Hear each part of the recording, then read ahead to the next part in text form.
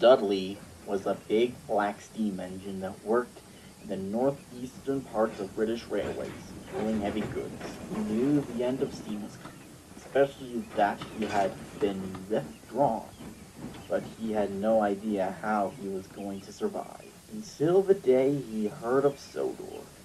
It was west 258 kilometers. He knew that he could make the journey. One day, he sat in the yard when he heard two engines talking. "You hear about Sodor?" "Yeah, I hear. One Scotsman visited there.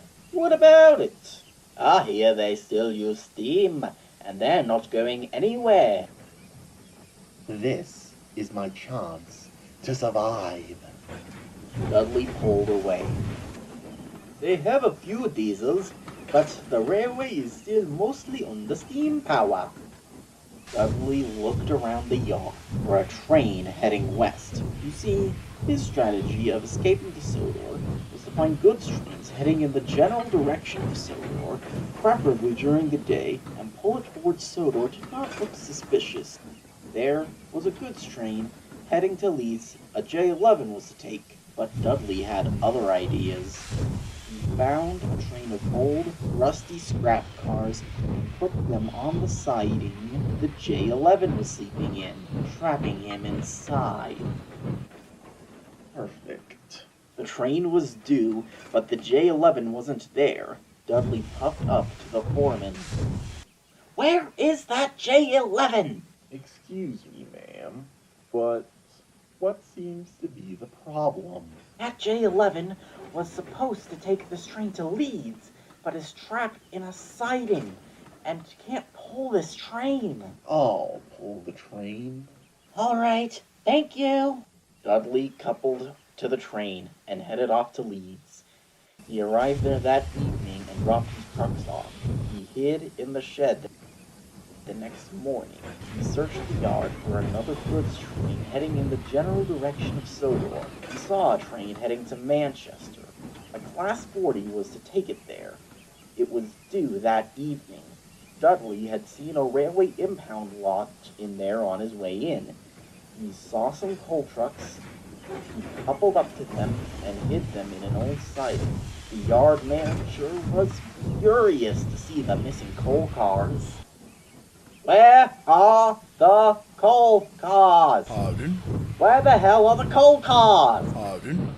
"There were 3 coal cars in that siding. Now they're gone. Where are they?" I saw that Class 40 right there take them.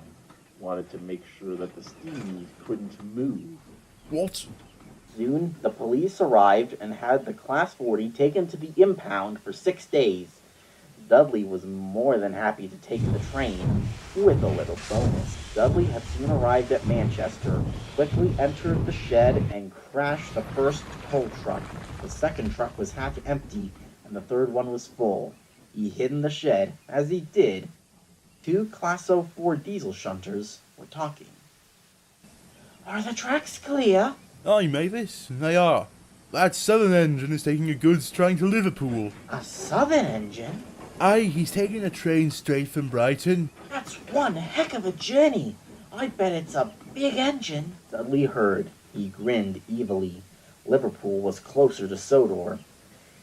He saw the points ahead of him and knew what to do. He puffed forward and sabotaged the point and headed back into his shed. Soon, the engine arrived.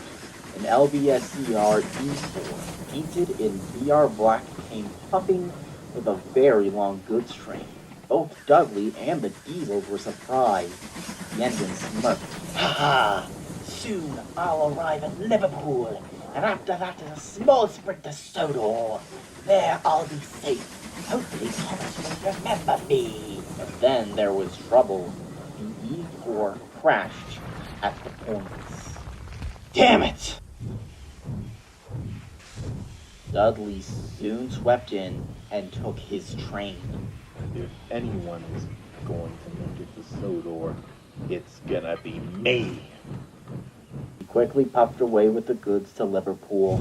He still had a way to go to get to Sodor. As for the E4, he had a happy ending. He was bought by the Bluebell Railway. The E4 was no other than Birch Grove. The J11 was freed and continued to work at Doncaster and was eventually scrapped. The Class 40 spent 6 days in the impound, but afterwards, that's another story.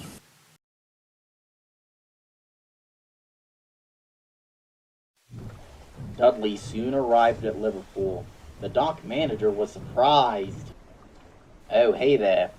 I wasn't expecting you. I was expecting a southern engine." He crashed on a set of broken points, so I took the train the rest of the way. "Okay then. Make yourself at home in the visiting shed over there." Thank you for your hospitality. As Dudley puffed toward the shed, he overheard a conversation between a diesel shunter and a larger diesel as the shunter just finished shunting a train. "There we go, all ready for Barrow." "Ah, is this my train to Barrow?" "Yes, a mixed goods for Barrow." "Oh, the station right before that steamy-loving railway?" "Yeah. Put it on track 3 when you get there. But anyways, let's get to the shed and get some sleep." The two diesels headed into the open shed. Next to it was a breakdown train, its arm out and not on its flatbed. Dudley got an idea, a very evil idea. He would do whatever it took to survive. He waited until he was sure the diesels were asleep and no one else was around. He quietly puffed on to the line the big diesel was on, coupled up to her, and quietly moved her to the line the breakdown train was on. And quickly he rammed the diesel into the arm of the breakdown train, killing it instantly.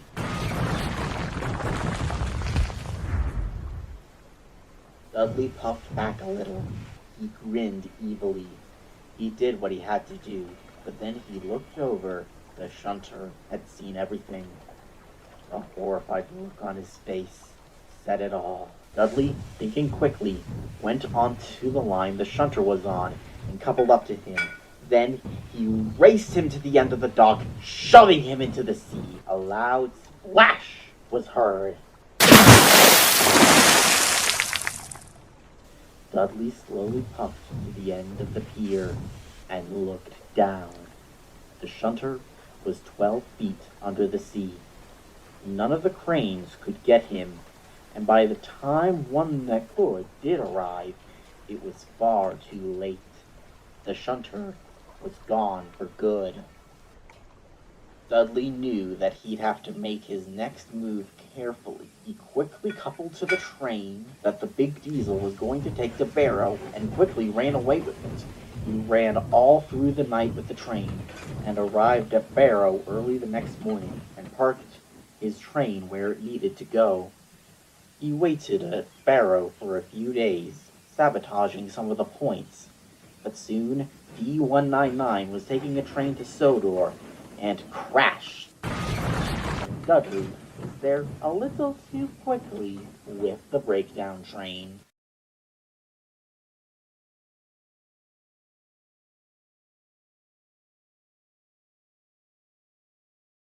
After the incident at the coal mine, Sir Topham had to help clear it out, and most of the trucks were salvaged from it. Most of the trucks were destroyed and their faces were dead, in some cases dismembered, although notably, Scruffy was missing no matter how deep they dug. They eventually just said that he was lost. I mean, why bother when you can just build a new truck?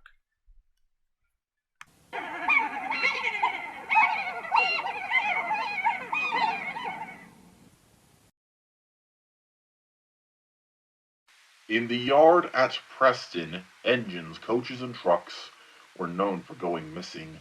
These missing entities would end up in the most insane areas, such as on the other side of the country, and were found within 5 minutes, and found in areas way too far away from the tracks, and have a 50-50 chance of survival.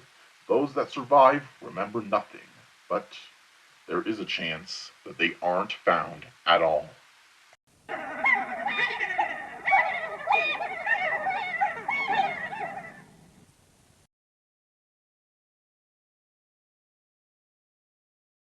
We have linked Scruffy to all these missing cases, due to a witness of one of these disappearances. Steve Alvin saw an LNERP1, number 2393, arrive at Preston Yard and saw a faceless green truck move on its own. When he suddenly saw it change liveries and gain a face, he made the engine disappear, and on delivery he saw none other than a named Scruffy. The truck then moved away to another siding and he ran away. He had escaped into a suburban area, a fair distance away from the railway. But then in his park he saw none other than an LNERP1 in a tree in the local park. None other than number 2393. He entered witness protection soon after.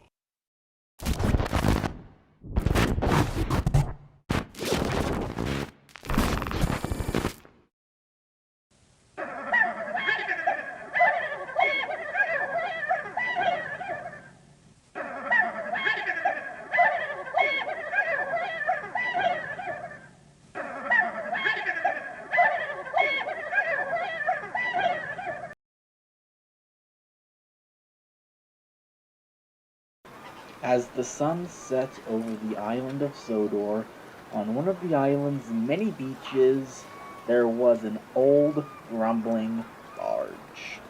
It's not fair! It's not fair! That stupid green caterpillar pushes a bunch of cars on me, and now I'm stuck here, a few feet from the water, forced to be a children's plaything. I did nothing wrong, and I'm punished. It's not fair. The seals headed to the ocean and went to swim away to another beach. They'd do anything if it meant getting away from Bulstrode's complaining. While it was justified, it wasn't any less annoying. He complained for most of the night, but eventually, at around 3 o'clock a.m., he fell fast asleep.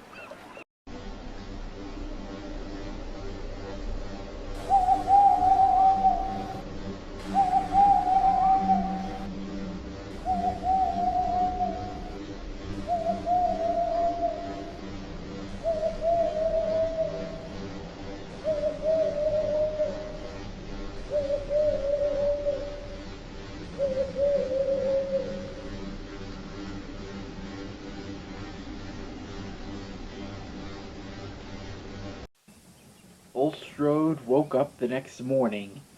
He had moved.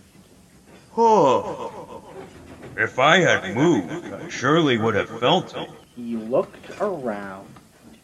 He was at the coaling plant, What am I doing here? he thought. Then he looked down. He saw buffers and a coupling. Wait, what are these doing here? Where's my bot? Realization then hit him like a baseball bat. He had turned into a truck. He was a truck. He was at the coaling plant because that's where trucks are. He was loaded with coal. He then saw a horrific sight. There was James.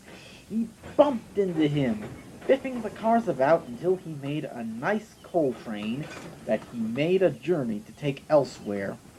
It had taken Bulstrode to realize what exactly happened. He was a truck. How?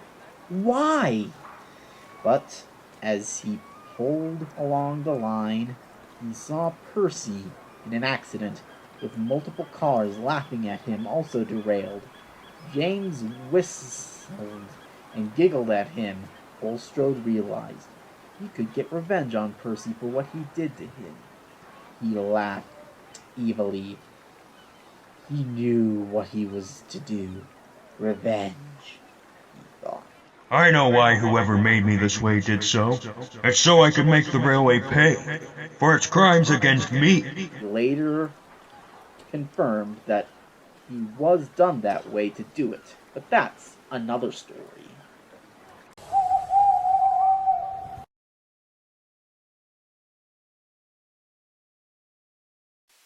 It was Halloween on Sodor. In the early evening, Thomas, Percy, and Emily were in Tidmouth Yard.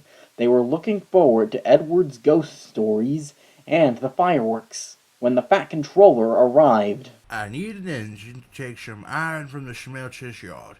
It's to go to the Pax yard for them to start construction tomorrow. Percy immediately ducked into a shed, and Thomas looked away. "I'll do it!" Very well, Emily. I'm sure you'll be back for the fireworks. And he walked away. "Don't worry, boys. I know the Smelters make you uncomfortable. I'll take the train and be back before Edward starts his stories." And she puffed away. Thomas and Percy gave each other concerned looks when Mavis rolled up. Emily soon arrived at the Smelters, and coupled up to the trucks. They were happy to see her again. Airy rolled up. "So these are my trucks." "Yeah, they are." The sun was now gone. The only source of light were the yard lights and the smelter's shed. But strangely, Airy and Bert's sidewads turned white. "Papa had bet." Bert then rammed into the train. She was pulling and started pushing her to the smelter's shed. "Let me go! Let me go!" She was soon under the claw. "Bye-bye, Emily." A horn was heard in the distance. Mavis raced into the smelter's shed and ran Bert off the line. Airy quickly went to fight her. With the next track over clear, Emily raced over to the next track and coupled up to Airy to get him off Mavis. She did so, but then Airy tried to ram her off the line. But then Mavis used the trucks Emily came here for to bump Airy from behind. He then got caught by some trap points and hit a beam and was out cold. The brake van was derailed too. "Well, I suppose I'll have to be your back engine. This was heading to the Pack's yard, right?" Yes." They were soon rolling along the line. "Thank you for saving me, Mavis. But how did you know that I could have needed it? Are you psychic?" "No, Thomas and Percy told me where you were headed after you left. I know how Airy and Bert can get after dark at the Smelters." They were soon over job and returned to watch the fireworks. They were soon finished with their job and returned to watch the fireworks. One night, Percy was pulling the post train. He was making excellent time. But then he had to stop at a red signal at Maithwaite. He didn't like being next to this red signal. It was right next to a spooky old quarry mine. He waited by it, then saw an old chimney sink into the ground.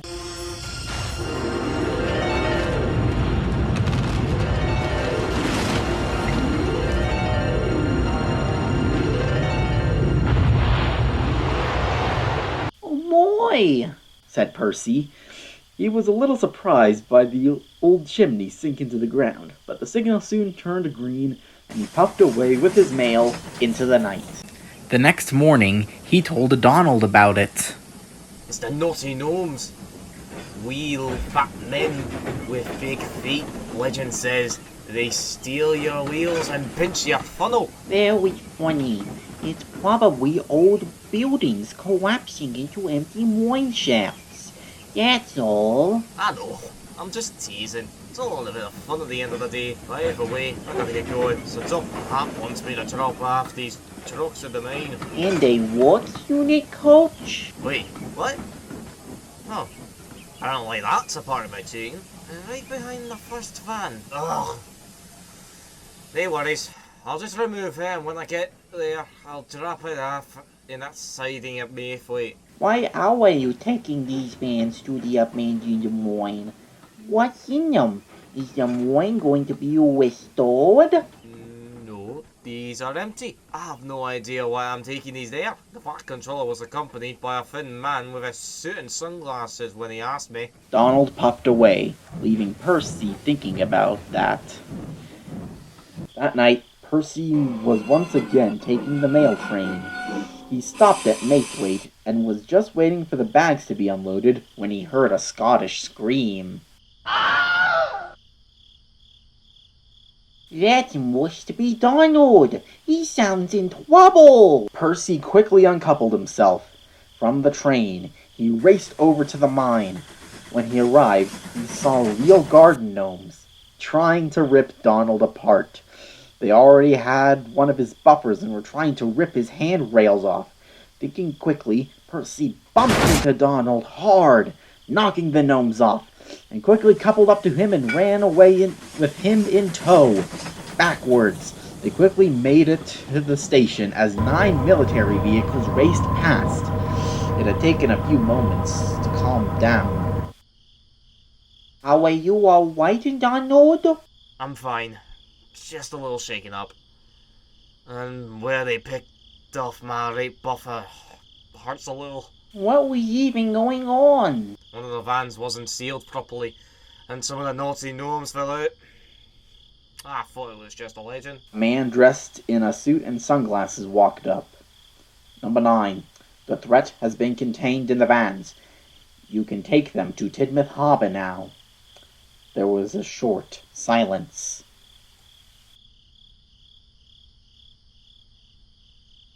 I'll do it. Donald is a little too shaken up. He can take the mail train the rest of the way. Donald only looked at him in agreement. Percy picked up the vans. A mysterious owl watched as Percy left for Tidmouth Harbour. He made good time, and he arrived there. A black, unmarked ship was there. Percy was instructed to leave and return for the vans the next day, and he did just that. Percy never asked any more questions about that job.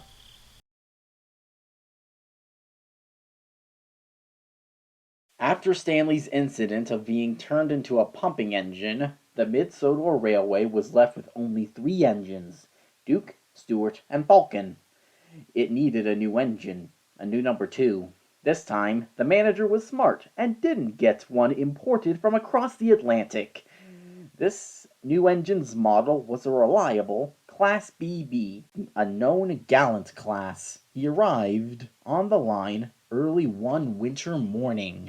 This is Smudger. He's going to be our new number 2. Please make him feel welcome and comfortable. He walked away, leaving Smudger to get on with the engines. Duke spoke up. We're happy to have you here. We expect big things from you.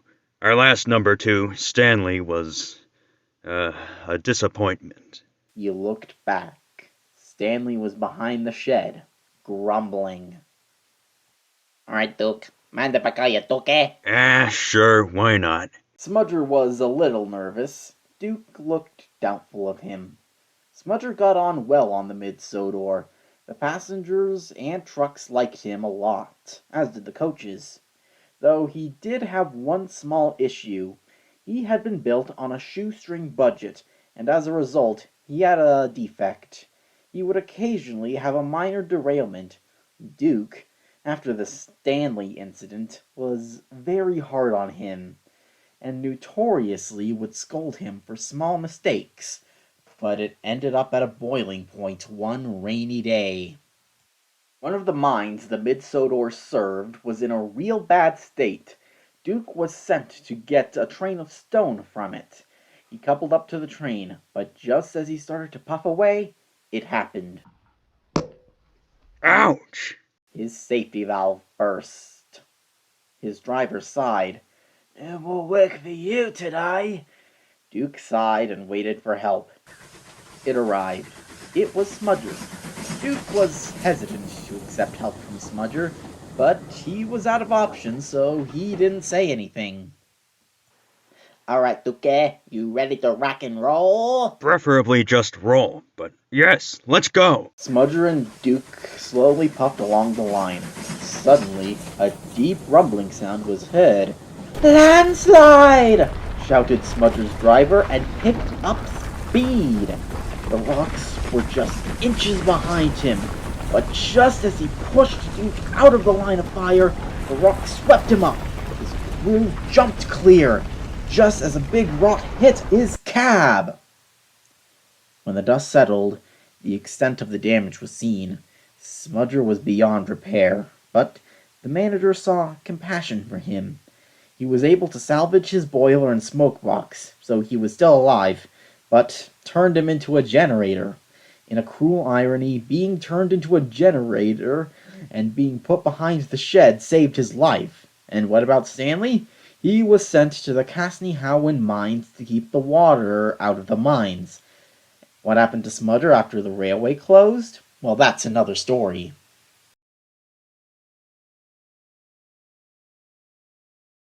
It was a cold evening on the other railway.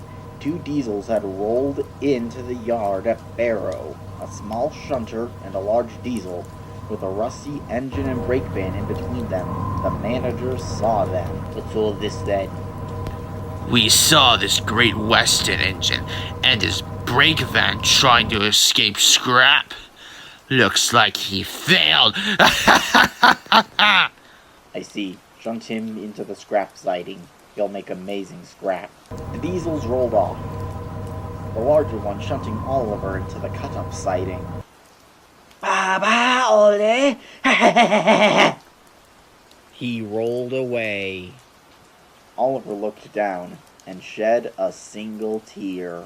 I failed. It's over. Don't feel too bad, Miss Oliver. You're such a valiant engine. You traveled this far up north. Oliver and Toad closed their eyes for what they thought was the last time. What little they knew. They awoke a few hours later, confused. Once they were in the scrap siding, now they were in an abandoned siding in the yard. It was long forgotten, covered in weeds, and there were cars filled with scrap, hiding them from the other side where the diesels were on, and they were tied to the line through weeds. Oliver was a little confused at first. What's going on? What's going on? We're not in the cut-up siding. We're hidden behind old trucks. This is beautiful. No one can see us. We're safe. It is, but how did we get here? Oliver froze. How did they get there? Why were they there? Who put them there? Was it a diesel? Why would a diesel move them there? How did a diesel move them there? Behind all these old scrap cars that clearly haven't moved them in years. As evident by the weeds in the spokes of the wheels of the trucks. It started to rain. It came down heavy, definitely causing Oliver and Toad to rust a little more. The lightning struck one of the cars on top. Oliver quickly closed his eyes out of fear. Then it was quiet. Quiet for a few minutes. Then he heard the rain again, but this time it was a lot quieter, and he didn't feel wet. He was in a shed, a 2-track engine shed, at the very back. The two diesels that had brought him were in front of him, asleep. Oliver dare not breathe, dare not make a sound, his eyes bulging out of his face. He was like this until 2 in the morning when the diesels left for work. Once the diesels had left, Oliver let out a sigh of relief. He and Toad closed their eyes. Sillies. They should know what happens by now when you close your eyes in this yard. Oliver woke up. He and Toad were in a bad place. The cut-up siding. Only it was the very back of the siding. Behind an austerity and a BR Standard 2 on flatbed. Over the next few days, the 2 engines were cut up. Oliver was next. He quickly closed his eyes. A few minutes before the scrappers were to scrap him and Toad, he was soon in the goods shed surrounded by trucks. Except Toad wasn't with him. He blinked a little late and was a completely different part of the yard. Oliver looked down, feeling incredibly guilty. A lack of communication had caused him to leave his best friend behind, but that was the least on his mind. A diesel shunted the trucks next to him and saw him. Aha! It's the runaway engine! The diesel shunted Oliver into the scrap siding. He didn't put much up of a fight. He was too grief-stricken. But he was put right behind Toad. Toad! Mr. Oliver? Toad! I'm so happy to see you again! Thank Audrey you're alive! Yes, I was teleported to a siding just outside the diesel shed. That rude Casho 2 found me fast. He found you too, I see. Yes, I'm sorry, Toad. From now on, we should communicate better. It's okay, Mr. Oliver. We'll get to Sodor soon. We'll be safe there. Then, a dark green diesel approached. She had a maintenance train behind her. She looked very unique. She was a Class 04, the ones without the side plates. and her face was on her cab. She looked like any other diesel of the other railway, except for one thing. She was missing the intimidation of them. The diesel spoke. "Hey there, did you mention Sodor? One of my friends visited there, and even got to stay. Steam will always live on there." "Yes, me and Toad are escaping there." "Oh, I can help. There's a late-night goods train heading in here about 10 minutes. I can shunt you into that shed over there. Right next to the siding, the engine will be shunting his train." You to do that for us? Of course. Scrap is a prospect no engine should have to face. Please do! The diesel shunted Oliver into the siding. Her driver gave Oliver's driver some twigs so he could wheesh some steam to get some attention. And you know how the story goes. Oliver is still in use to this day. He was saved by Douglas from Scrap. He was grateful to the diesel that shunted him, and to Douglas for taking him to Sodor. As time went on, Oliver thought less about the teleportation in the yard. When asked about his escape, only what was written in the thin clergyman's book was mentioned, as well as the good diesel. He never did find out what happened with the teleporting, or why it happened at all, but he was thankful. It allowed him to be in the right place at the right time to escape from Scrap.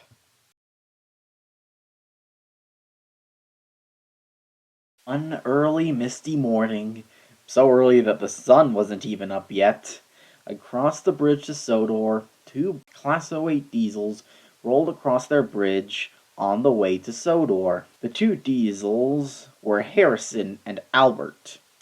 They crossed the Vickerstown Bridge, headed to Sodor. Their first destination was Crovan's Gate Works.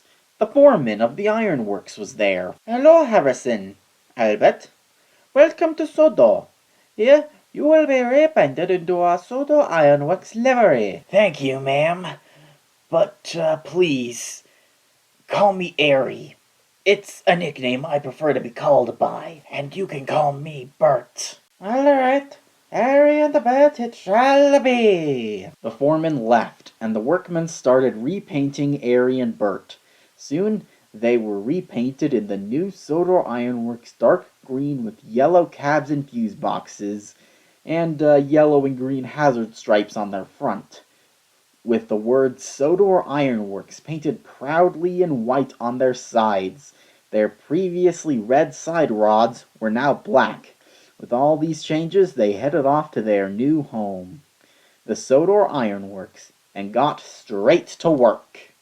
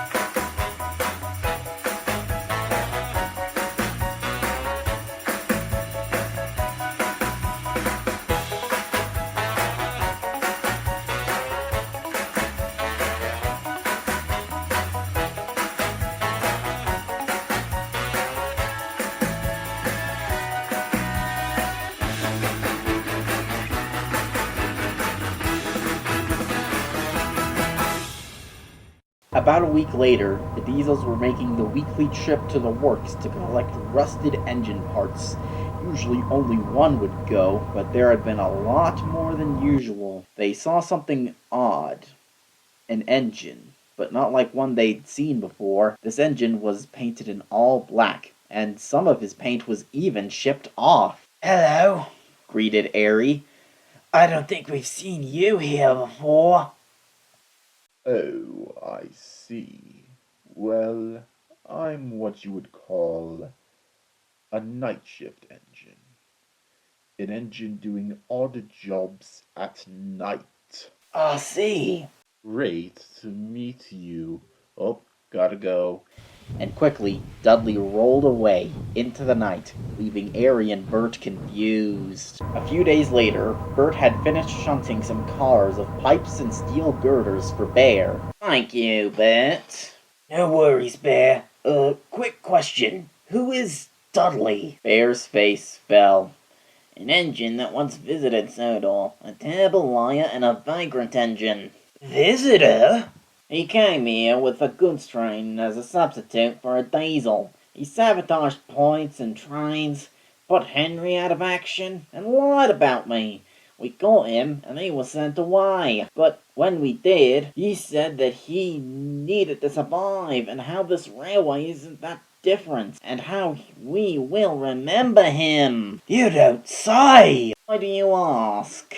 "The workman mentioned Dudley. Something about a buried truck making the greatest steam engine villain OC, whatever that means." "I see. Goodbye." As Bear rolled away, leaving a confused and scared Bert behind. Meanwhile, Airy had arrived at Vickerstown. He was to take two different scrap trains, arriving 15 minutes apart from each other, so he figured staying for a while would be better instead of making 4 trips. The first train arrived, pulled by a Class 40. Hello, I got your scrap cars. "Oh, thank you. Are you alright? You look upset." Well, I feel foolish. I was framed for stealing some coal cars and spent 15 days in the impound. But it was later shown that I didn't do it and the charge was cleared from my record. "How were you proven innocent?" Well, those trucks were found at Liverpool a few days later. I was still in the impound, so I couldn't have moved them there. Must have been that Dudley engine. He was rather suspicious and the one that framed me.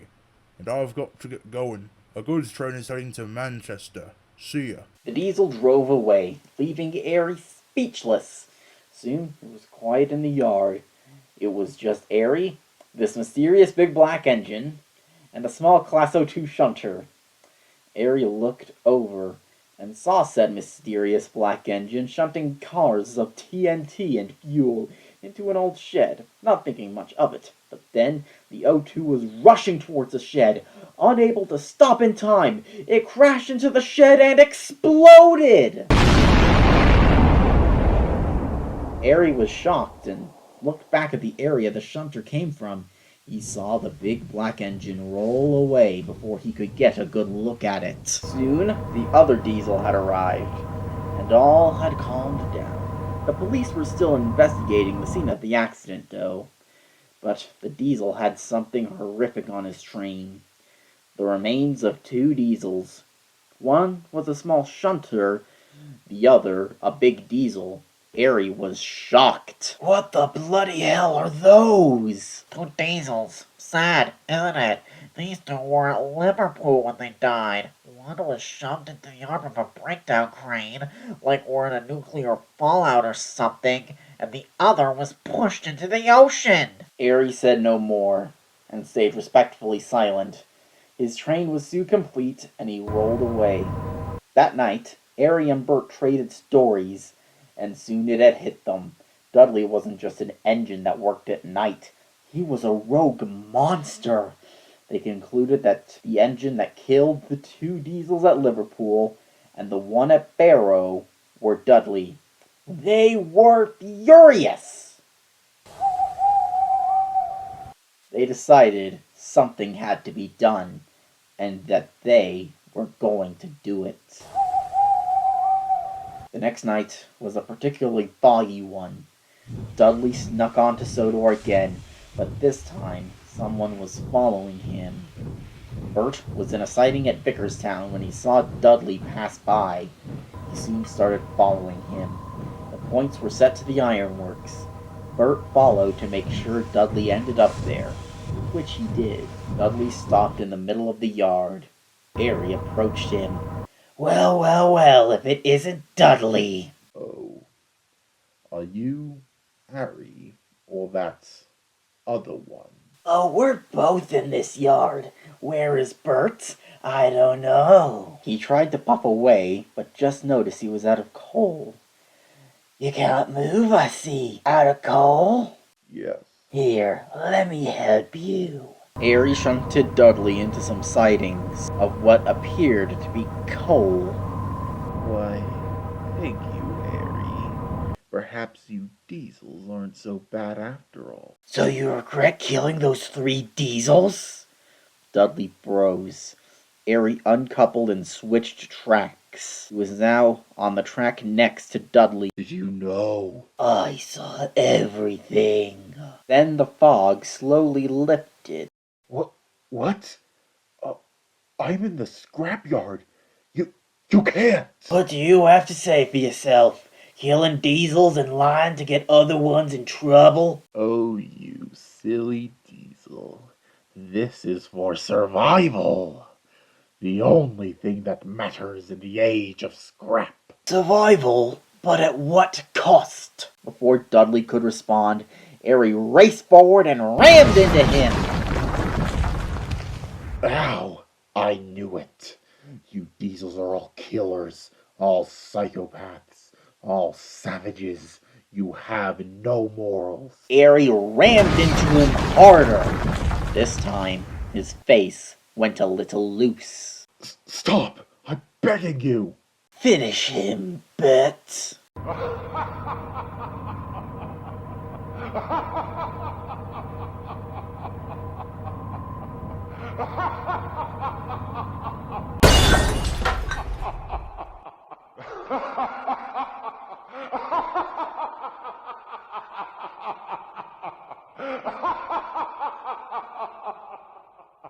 Dudley's face was now nothing but dust, blowing away in the wind.